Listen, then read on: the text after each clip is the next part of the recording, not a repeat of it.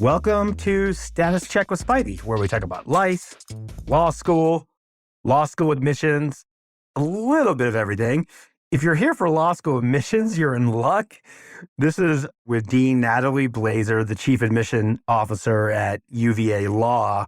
And we get into it about law school admissions. I mean, everything from frustrations, things that excite us, nuances, what works, what doesn't work. I think you'll enjoy it. So without further delay, here's me and Natalie. Natalie, I feel like I can call you Natalie because I tried very hard to recruit you to join our firm a few years ago, and breaks my heart.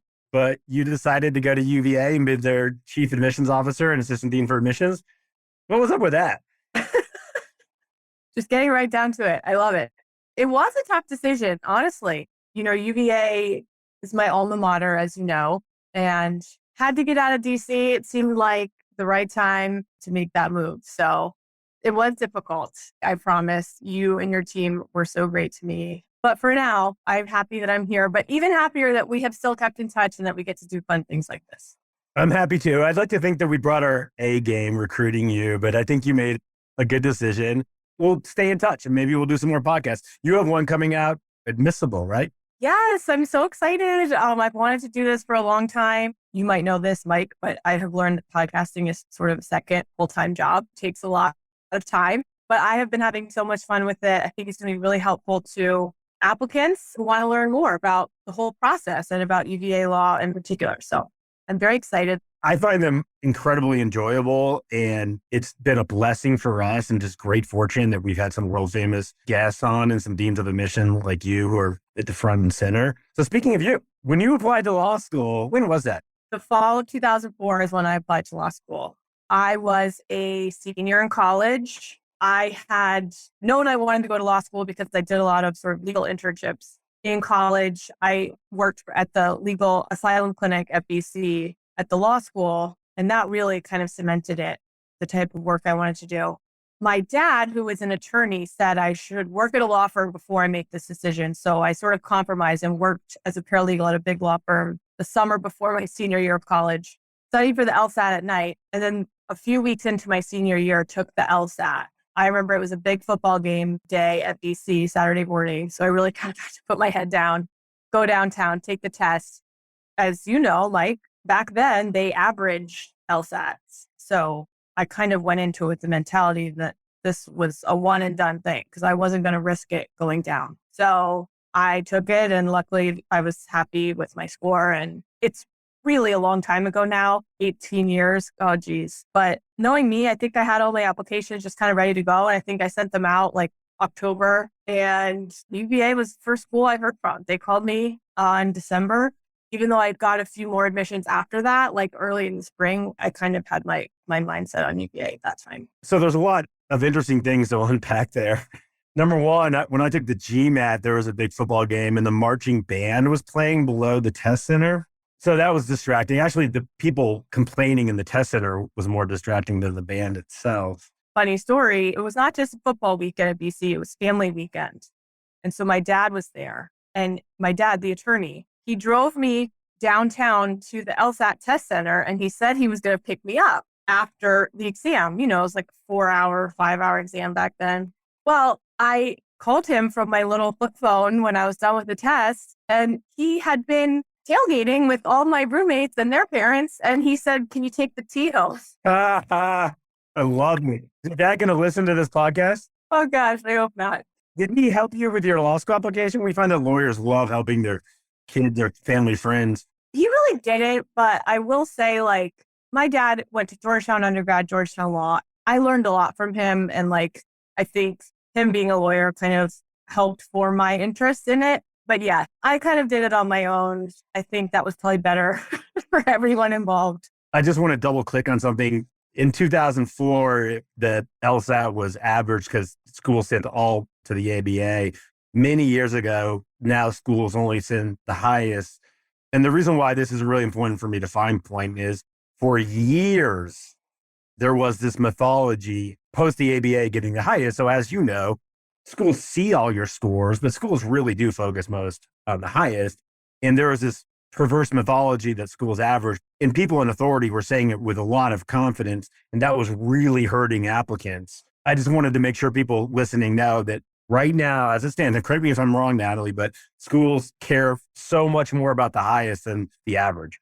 100%. With a caveat that 5 times taking the LSAT to get the score you want means less to me slightly than taking it once. And that's just because I always tell people you don't get to take your contracts exam 5 times. And everybody has a bad day. And I do think because schools take the highest now, there's this kind of thought process that you can take it as many times as you want. Well, all I'm saying is it sort of has diminishing returns the more times you take it, because it demonstrates slightly less to us that you're going to come and just knock it out of the park in law school. It might demonstrate a little bit test anxiety or gaming the system, if you will. So definitely, if you have a horrible day, retake it. But too many LSATs can be a red flag for me. We get that question all the time. The way I think of it is, I can't imagine schools actually sit around and average 5 takes, but they notice 4 takes. They notice 5 takes. Let me give an example of when an applicant had 6 takes that made a lot of sense. He was in Korea. His fiance was in New York City. And for this applicant, it was really NYU or Columbia. He knew he could do better. And he wrote an addenda about why that mattered. In that situation, it made sense. He wasn't gaming. He wanted to be with his fiance. I do think that makes sense. And again, like every applicant onto his or her own, it's impossible for us to see your most recent score without seeing all the other scores within the last 5 years directly below it. So you went to UVA. I think you worked a little bit pretty quickly. You went into admissions, Columbia, then Georgetown, then UVA. Did I get it right? So I did practice law for about 7 years in New York. I was a litigator and actually liked that quite a bit. But my firm was having me do a lot of recruiting at law schools. And every time I was on a law school campus, I just had this like very fulfilled, peaceful feeling. I enjoyed my time at UVA Law immensely. And I think a lot of it was just kind of bringing me back to my law school days. And it was one of these recruiting trips. I was talking to a lot of the administrators at the law school, and it kind of dawned on me like, they're not flying back to New York tonight and billing a zillion hours. They're actually going home at a reasonable hour, coming back to this law school tomorrow and doing it all over again. And it kind of clicked that I wanted to work at a law school. And so I took an 80% knee cut because I was like going into my 8th year of practicing law at a big firm, and that hurt. But from the day I started at Columbia, I knew it was the right move. I think a lot of people actually listening to this, there's a part of them that thinks, our listeners will correct me if I'm wrong, but I think there's part of them that thinks it would be really interesting to do admissions at the college or law school. You mentioned day one in Columbia was exciting. I imagine it's been exciting in all 3 schools, but I'm curious how they've been similar and how they've differed. Yeah. So I'll start by saying a lot of things are the same. The applications, reading, the files, they're all top 14 schools. So a lot is the same. I would say the office structure at those places is slightly different. I mean, Georgetown is an enormous school. I think when I was there, I was managing a team of 12 at some point, and that didn't even count myself or count my boss, the dean of admissions. Whereas here, my entire team is 6 people, including me. I mean, Georgetown's just a huge school. They get the most number of applications. It's an operation. There are great people working there, but it's just different. At the time I was at Columbia, not every applicant got interviewed. They might have changed that. But at UVA, every single person we admit has to be interviewed. And I will say, UVA, part of our brand is we're extremely personal. I think it's definitely the most personal of the 3. That's not a knock at the other 2 schools. I think that when you're someone who wants to go to law school in the middle of Manhattan or the middle of DC, like you're okay with some anonymity. I think a different type of person wants to go to Columbia or Georgetown. Incredibly high achieving, intelligent go-getters who are looking for certain things at those schools. And they're bigger. So you can't afford to be that personal. Here, it's just like, looking out here out my window, it just feels more accessible. Anyone can walk in. It's public, right? Like you don't have security guards. You're not signing in. You have a very small team. It's a very tight-knit community. So everything at this stage of the process feels more high touch. I would say that one consistent thing at all 3 schools, the current students are always incredible to me, I find. They're always super willing to jump in with admissions and help and do all that. Like scholarship is slightly different. The order of the way things are done is slightly different, but a lot of things are largely the same. Yeah, you mentioned order of things and file reading. I used to spend lots of time on every application, even the ones that were below both medians. And that is during, quote, file reading season. You'll know what I mean by that. That's a lot of hours. In crunch time, that can be your entire Saturday and Sunday, all day. Yes, this is by my choice and my personality. It doesn't need to be this way, but I read every single file from beginning to end. And that doesn't mean that other people aren't also reading it, but I'm reading every single file regardless of the numbers or anything. That's really important to me. I like to read, but extraordinarily time consuming, again, especially when the team is very small. I'm also interviewing hundreds of applicants a year and doing all the other things, scholarships, recruiting, all of that. So yeah, I would love applicants to know how much time we spend with their files. They're not just a number, we really take time with them. Yeah, that reminds me, we are going to be podcasting through the cycle maybe 4 times with someone from Reddit who's applying. This may change for you because the way we did it is we had our COO, who Anna Hicks-Hocko. She read the bios of everyone who submitted. We had them nominate themselves, which is pretty hilarious. It's kind of like nominating yourself for admission. And then she had a few people who I read their bios and signed off on. So I didn't read every file. We'll revisit in 2 years. You might not be reading every application in 2 years. You've already started admitting. Is that strategic or are you just excited to get going? I'll be honest, we're just excited. I love nothing more than when the cycle opens and you just see who's eager and who's submitting early. But also, a lot of the people we've admitted so far, they applied binding expedited decision, BED, which means that we, by our own policy, owe them a decision within 21 business days. So if they're great and they're committed to us and we like them and they interview well and we owe them a decision soon anyway, like why wait? Especially, when I interview people, if I really love them, I'll admit them on the spot. So I say no time like the present. It's only going to get busier. And I think back on my own experience, UVA calling me, that was my very first admission. I do think it makes a difference. My heart was broken last year. I remember one specific person who we didn't admit until later in the cycle. And this is not always the case, but I do think it would have made a difference if we had admitted him sooner. People get their mind set on another school. And it's hard to extract from that, especially if it's just kind of one of our close peers. I won't say where this person went, but that broke my heart. Now, of course, with like 7,000 applications or whatever we get, we can't interview and admit everybody early. It's impossible. But now, while I have the bandwidth and I'm fresh and rested and eager, I'm going to just, especially if they're binding, let's go. Let's build the class. And they've been awesome so far. It just gets the whole team kind of excited for what's ahead. There's mixed research. Believe it or not, there's research on this. I read a dissertation from an undergrad dean of admission who did his PhD on this. Obviously, his PhD wasn't on admissions. Maybe Spivey Consulting could start one. That'd be cool. But the dissertation was on if you were the first admit, the second admit for a school.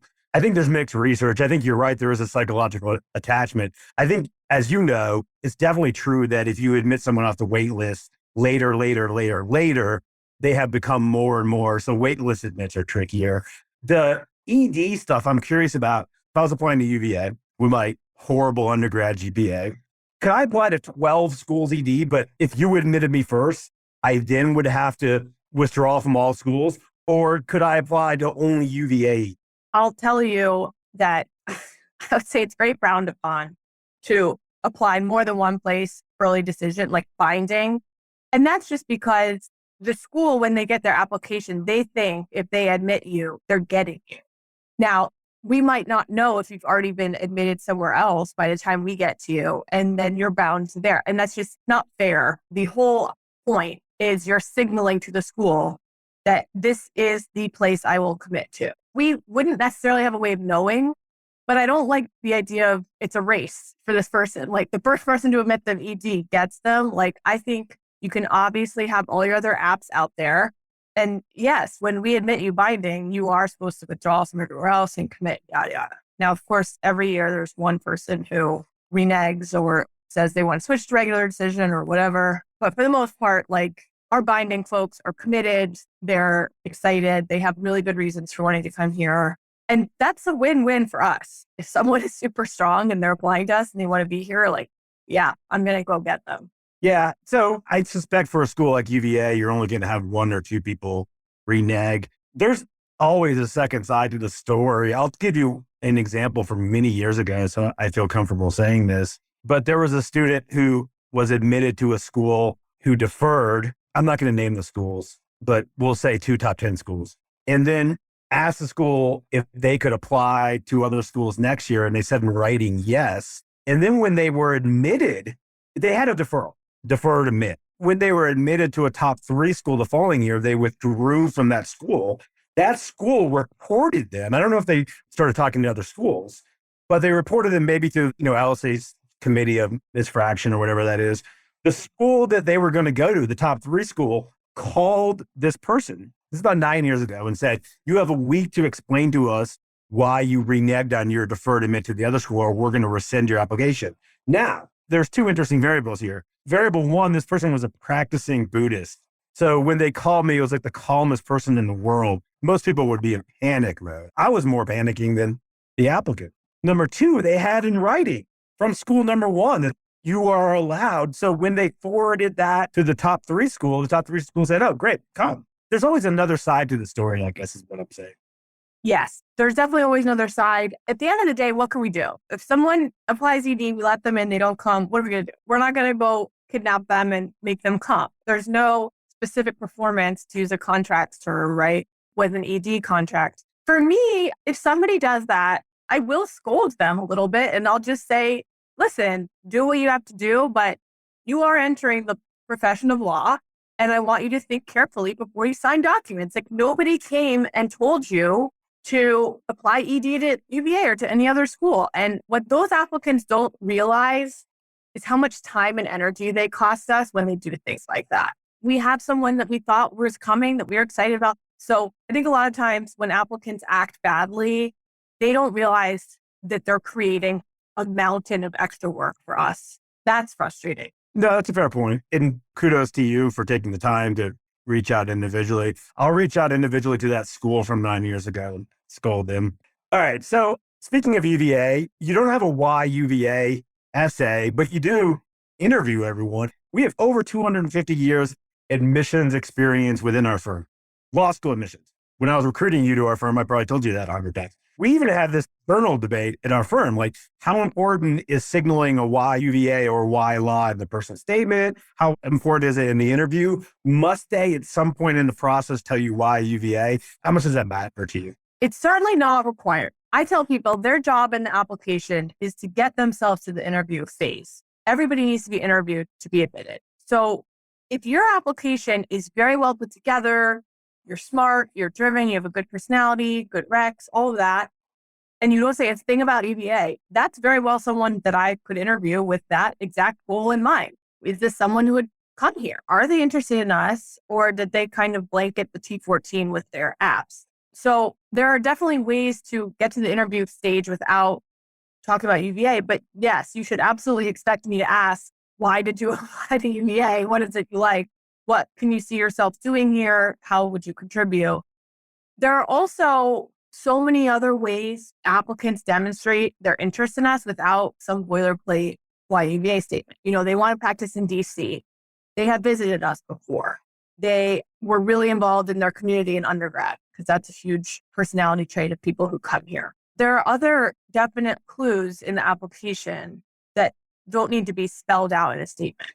And the really high achieving applicants, they know exactly what to say to get where they want to go. So we do read these UVA statements that some are authentic and some are not. I don't think I'm perfect at detecting authenticity, but I think I'm pretty good. And just kind of copying and pasting faculty and clinics talking about the Blue Ridge Mountains in a UVA, I would rather you not even submit one then.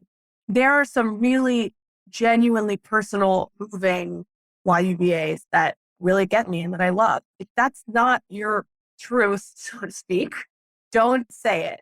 And I don't blame people for just kind of applying to a bunch of different places. That's fine. What also troubles me is when I do ask in an interview, like why someone wants to go to UVA, and they don't really have a well thought out answer to that question. Even if UVA is not your top choice, I would say kind of think of some reasons or think of some questions about UVA in particular. I just want to make it super clear that we do not disadvantage people who don't have a UVA for all the reasons I just said. sometimes they're not effective anyway. And if there are other signals to us in the app, that's perfectly fine. And a lot of times the interview helps us flesh it out more just on like a personality fit. You mentioned something that brings back memories for me. We all think we're really good at reading authenticity. We all think we're really good at hiring. So, okay, I've interviewed this person for a day. I have a feel for them, but we all can remember the time we made a bad hire, or we all can remember the time that someone literally convinced us if we took them off the wait list, they would forever love our school. We admit them off the wait list, and 3 weeks later, I find out they're going to Pitt Law. Yes. We're always their first choice until they get into Harvard or until scholarship season comes around. My favorite, in air quotes, favorite thing about the cycle is just how the tables turn from beginning to end. I love you, let me in. Now what are you going to do for me? Because this other school did X, Y, Z. So we get burned all the time, of course, but we try to give our limited number of offers to people who we think have a good chance of matriculating out. Yeah, the leverage equation is fascinating in admissions. It goes 100% from the law school to 100% to the admit, not the applicant, the admit. So one more UVA specific question. You added an essay about resilience. Yes. Oh, geez. So I will tell you why. You might know this, Mike. I'm sure a lot of your listeners know. Previously, our question number 12 was activities and interests. That was like the title. And it had 3 parts. And the first part was describe to us your activities, things you're involved in order of importance to you. Like it basically gave people a space to flesh out more than what just their resume would say about community involvement, extracurriculars, things like that. And then part 2 of the question was, tell us your hobbies, interests. And part 3 of the question was, do you have a geographic preference for where you want to end up after law school? So problem with that, I understand why the question was originally there. It's been there for years. We care about good community members. That's a huge cornerstone of UVA. We want to see, are you going to be of service to the community? Are you going to be involved? Are you going to take on leadership roles? This is not a place typically where people just come to go to the library alone for 3 years and leave. So I understand why that question was originally there, but it caused, frankly, more confusion than you would think in the applicant pool. I do know about the confusion as well. Yeah. And some people would say, please see resume. And we're like, no, it was confusing, A, and B, it was also kind of redundant of what was on the resume. So we sort of brainstormed and we thought about what qualities mattered to us in future law students and future lawyers. We talked about a lot of different options, but resilience kind of kept coming back. We wanted to examine how people sort of bounce back from setbacks or how they themselves would describe that. And that's because law school is really dang hard. And practicing law is really dang hard. And we wanted a sense of, if you have never gone through anything challenging in your life, never risen above, you are going to struggle when you get here. And we heard this from all the student services teams, all of my fellow deans. We talked about this ad nauseum before this question got added. Wow, people just are having a really hard time. They get a bad grade and it's like they fall apart. So how can we maybe flesh some of this out ahead of time? And look, I've read a lot of the responses already, and some of them are phenomenal and really add to the picture of the person. The more information we can get about a person, the better, in my opinion. It's just one paper application, and people are so much more than that. And then, yeah, some people are less successful with it. So it has been just a fascinating experiment. Who knows if it will stay on our application? But for now, I'm really excited because I think so far it has just elicited more from the applicant than we would have gotten in the past. Yeah, I hope you keep it on. Just as a practical matter, I have a book coming out on resiliency. It's called Why We Suffer. In fact, I should plug, we just sent to publishing our admissions book, the Power Score Spivey Consulting Admissions Bible. So that's going to be out in October, November. But then the other one, I'll give you a fancy word I would never use in a personal statement, psychological hormesis. So hormesis is the concept that you lift weights and it tears your muscles apart in a minor way, but then they build back stronger. You take a cold ice bath, it hurts your body mildly, but then your body comes back stronger. I think I coined the phrase, I probably shouldn't say this yet since the book's not published, psychological hormesis, the things we overcome that don't break us down sort of help build us up in the long run. 100%. Yes. And I'm so glad to hear you say that, because I think resilience is sort of something that needs to be talked about more. Obviously, if you have not overcome major challenges in your life, are you disadvantaged because we added this question? No. Anybody could answer this question if they dig deep and they really think about it. But it also, I think it's giving our applicants who have overcome a lot a space and an opportunity to tell us a little bit more about that. So I agree with you completely. It's so important just to character in general, but especially for going into law school and the practice of law. Yeah, I would argue that we've all overcome a lot. I'll quote Terry Real. He's Oprah's therapist. He's a world famous therapist, and he was on a podcast. Anything significantly less than nurturing to a child is traumatic. So it's just whether we want to admit it to ourselves. So I like that you said dig deep, because we all have something that's significantly less nurturing to us. And we've all overcome, whether it's age 6, 12, 18, 21, 25. By then, we've all overcome things. We'll get away from UVA. It's something you could probably talk about all day. I know you love being there. What are things that frustrate not just you, but your admissions colleagues at other schools? And what are things that really get you excited, not just you, but your admissions colleagues at other schools? I'll start with the frustrating things so I can kind of end on the happier note. Frustrating things, I'll say two main things. One is lack of self-awareness. Sometimes I understand that everyone needs to reach high and go big and shoot their shot, as everybody now says. I totally respect that. You'll miss 100% of the shots you don't take. But like at the end of the day, being a great person and having great experience and even overcoming a lot, if you're a resilient person and being smart, doesn't qualify you for law school necessarily. And more specifically, UVA law school. I think there's just this entitlement is the word that I'm sure a lot of my colleagues use a lot. It's just sort of like, I appreciate your application and I'm putting time into it. But at the end of the day, you just have to understand this is not available to everybody. When I read files, I have empathy coming out my eyeballs, and I will literally say out loud, this person will land somewhere else great. I have to tell myself that. So I am not like some heartless person reading your file and making a decision, but when people really push back and they're nasty and they just don't get it, you just kind of have to think bigger than yourself and think how many people are out there in the world. And UVA law school can't let everybody in. And so that lack of self-awareness bothers me. And every time I have not gotten something, I have never once thought, but I deserve to get that. Well, clearly I didn't, because I didn't get it. I've never once not gotten something and thought anything other than, well, I just didn't do enough. People don't think that way anymore.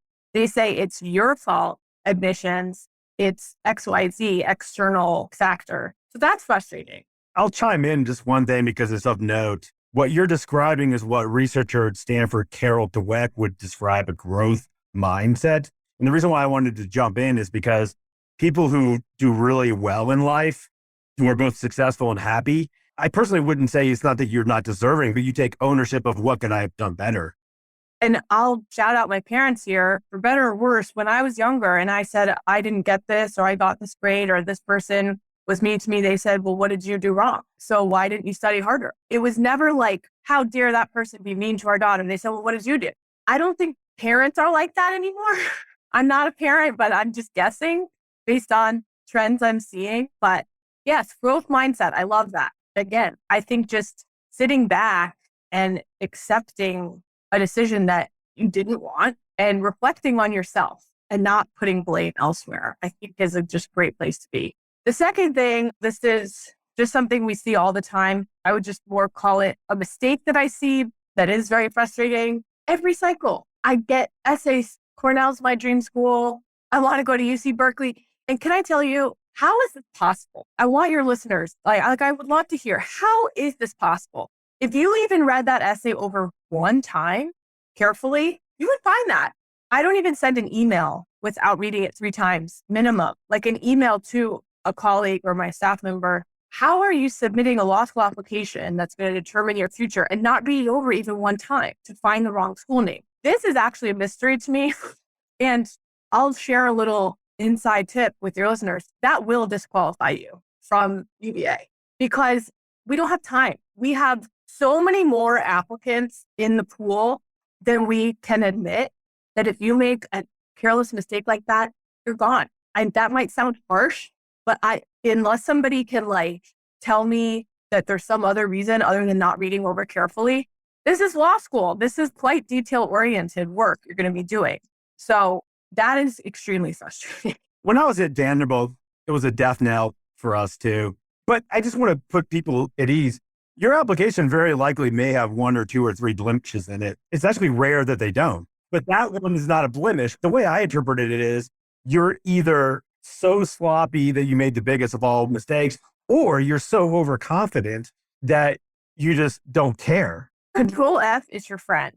Make a list of every single school you're applying to. And then in every essay, if you don't want to actually read it beginning to end, do the little Control F. I'm just telling you, it could make the difference. And this is not just weaker applicants doing this. This is strong applicants. It frustrates me. And I'll go on to what excites me the most and my colleagues. I mean, it's cheesy, but when you're there to facilitate this dream of theirs to go to UVA law, I mean, I get thank yous all the time and you changed my life, blah, blah, blah. And I say, I did absolutely nothing. I was here to open the door. You got here 100%. And I get chills even thinking about like some of my past admits who were so overcome with emotion that was overcome. And I know that they and I will have a special relationship in perpetuity because of that. But really, it's everything they did and just being here to witness that big moment of success. And then once they get here in person, seeing them really thrive, make law review, get a clerkship, make really great friends. That is so satisfying. It will never get old. It will never get old because it's the first time for them. It could be the 1,000th time for me, but it's the first time for them. And I just love it. To this day, I get Facebook messages from people I admitted 23 years ago. And they'll say like, hey, Spivey, if you ever need free legal representation, I love you. And I always do say that. I say, no, you admitted it yourself. You don't owe me. So one thing that frustrated me a ton when I was in admissions, and it kind of frustrates me to this day, is when people ask questions that are a Google search away. What's your median LSAT? I mean, I think that bothers everyone in admissions. Absolutely. We have a beautiful website that we have put a lot of time and effort into. And yes, we're like always trying to improve on it and maybe like clean it up in certain ways, but I think it's pretty dang good. Everything you could possibly want to know is on there. If you already do your research in advance, I talk about this in one of the upcoming episodes of the podcast, like all about visiting a law school. If you've done your research in advance, gosh, you can get so much more out of your conversations with people that are beyond just the basics, right? Like if you're asking those basic questions, you're using up someone's time when you could be talking to them about what they love about it here or what they're looking for in a file. So yes, Google should be your friend along with Control F and spell check. We moved heaven and earth on our blog, and kudos to our COO and our webmaster, who's kind of resistant to this at first, but to make our blog searchable. And we have, you might know this, but hundreds, if not maybe 1,000 blogs and podcasts. And now you can find an answer to almost any question. So very similar. Final sort of thing to end on this cycle. How do you see it shaking out? I have so many thoughts. I wouldn't even know where to begin. When is LSAC? It's usually mid-September, right? Where they start publishing the volumes. Current volume. Yeah. I was talking about this recently with our COO, our associate dean. I was thinking it was mid-September, and we kind of looked back, and last year we saved it in October. So it's coming out soon. Any day now, I would think. Next couple of weeks, volume summaries. I would say you know way more about the sort of predictions and data and things probably than I do. I'm not great at this because I'm both an optimist and a pessimist. I think it's going to be a tough cycle and nobody's going to come and they're all going to go to Harvard. But then I also look at this past cycle, which was, to be perfectly honest, brutal. I mean, it was a really, really difficult cycle. I only had one director. She and I interviewed all 770 whatever people that we admitted. There were days when I was like, are we going to bring in this class? I mean, it was really, really tough. But then I look at the 1Ls who are here and I'm like, they're amazing. We pulled that off. We have another director now, which I'm super excited about. We literally doubled the work share.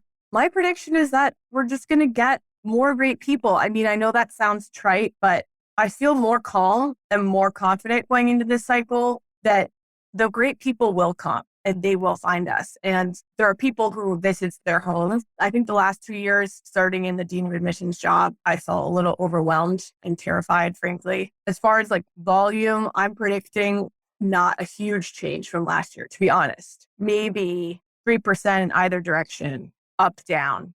I think 5,000 to 6,000 apps is where UVA law kind of lives. And that's fine. Like, I'm not one of these deans who wants to go out and drum up thousands more applications. Like, why? I think the people who want to be at UVA law find their way here. So competitiveness, look, our medians are out. They're high. I don't think they're going down, knock on wood. So it's going to be competitive. And I think we're excited. We're excited to see who's applying. As you mentioned, we're already admitting people. So I don't see the volume changing dramatically, but I would love to hear what you think. Yeah, we commit a lot of resources to this because it's very important for what we do to counterbalance other signals in the market and to our law schools we work with. Law schools work with us for us to make predictions for them.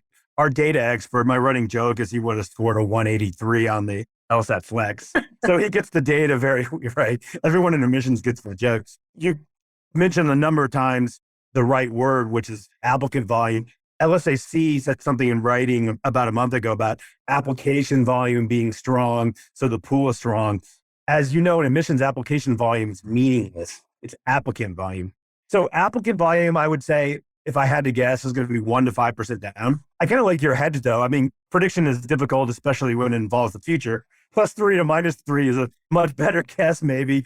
I think demographically, it would look like it's going to be a little bit down. I think what we have is we have a September LSAT that we didn't have last year that's backfilled the dearth in applications from the summer.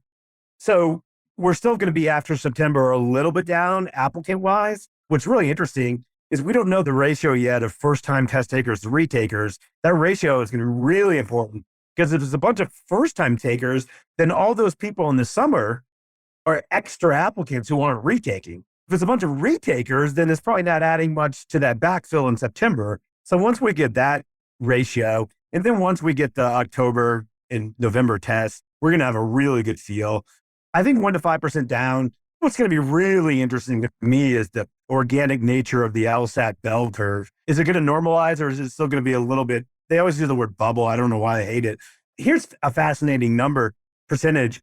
2 years ago in the crazy year of LSAT Flex 3 section, it was like something like 19.79%, very close to that, 165 and higher. You mentioned how tough last cycle was.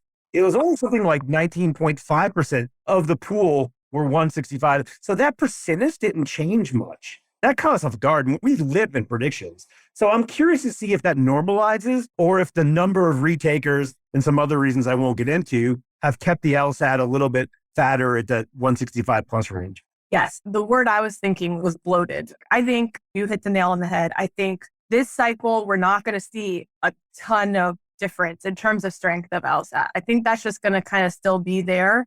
I don't know if it's ever going to go back fully to how it was, just because my understanding is that this new version of the LSAT is like here to stay, the 4-section test. But I could be wrong. Again, it's all bell curve, as you said. So some people do have to fall in different areas. But I think this year we're going to see the same type of scores. What scares me, this sounds so silly, despite your data guy who got a 183 on the flex, it really does only go up to 180. And so the medians at schools are rising. And I say this all the time, like we can only go so high. And GPA too. I mean, I know rate inflation, like people are getting 4.5s, whatever. But I don't know. I think a whole nother podcast could be devoted to, is this ever going to kind of come back down? Or are we going to be stuck up high in the sky with medians forever? Because no one wants to go down, obviously, but there's only so far to go. Is Harvard one day going to have a 178 median LSAT? We have wondered internally if there's going to be a 4.0 median GPA one day. GPA keeps rising for multiple reasons, consumer-driven education system versus apprentice-driven education system, and the COVID era inflation. How's this as a conclusion? Because I could go on forever about this stuff, and maybe we will do a podcast on it. But GPA's elevated versus 3 years ago. LSAT, which is the predominant test option, and even if things go test optional next cycle, not this cycle, it's still going to be heavily LSAT. LSAT elevated versus 20, 30, 40-year norms. So that's that. I think that's going to be a consistent, at least in the short term. Long-term prediction, Tom, is impossible. But with a smaller number of applicants, keeping in mind that a human being can only go to one law school on orientation, you can't multiply yourself and go to multiple schools. If the applicant pool is diminished, which is going to be slightly, if I had to guess, things get a little less competitive because you have to, as you know, admit more people to get the same entering class with less applicants. Is that a fair note to end on? That is a perfectly fair note to end on. And that played out. I mean, I think the acceptance rate went up this year. I mean, it definitely did for us. I know it did for the schools whose data I've seen published in the last few weeks. So that's absolutely true. I hope that's good news for applicants. It will be slightly less competitive in terms of who you're competing with and how many people we need to offer. Agreed. Thank you, Dean Blazer. My pleasure. Thank you for having me. I'm super excited that we got to see each other and chat.